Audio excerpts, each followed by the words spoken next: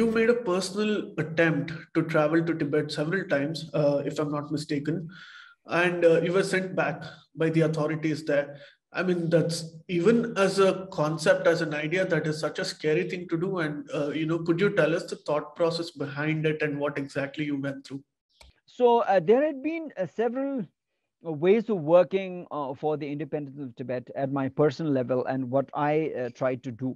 One of the things was to go to Tibet and work from there, along with other Tibetan freedom fighters inside Tibet. And one of the first things that I did after my graduation, I did my BA from Madras, from Loyola College.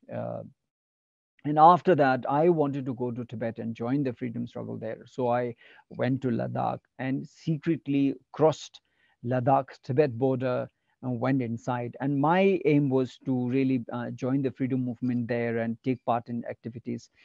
But my planning was poor, and I was ill-equipped to set up any kind of a solid ground link with people inside Tibet. So after 5 days of traveling inside Tibet, I got arrested. I was blindfolded. I was beaten, tortured, interrogated for hours and hours and hours. So, and then they threw me in jail in Ngari region of Western Tibet. And when they were not satisfied with the answers, they took me to Lhasa. So I was in Lhasa jail for 3 months. And later, when they couldn't prove any of the charges they were making, then they had to send me back to India. So that was my first attempt, going to Tibet and taking part in the freedom movement inside Tibet. And when that didn't work, then I thought that I have to settle for a second option, which is to work for Tibet from outside, which is India. And because I'm born here, I understand India. I'm one of the Indians working here.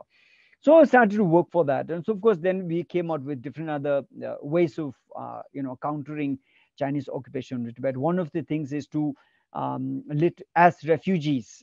We were saying in 2008 that we are refugees. We want to go back to our own country, no matter what happens to us. And we had a huge number of people who were committed to non-violent resistance. In 2008, we had almost about 400 Tibetans literally leading a march from Dharamshala through Delhi, going all the way from Uttarakhand, attempting to cross the Tibet border and going into Tibet. And we were all committed that no matter what happens, we are all committed to non-violent resistance, and we will be willing to go to jail or whatever happens to us, we were willing. But then government of India did not feel at that time that that this was a good idea. So they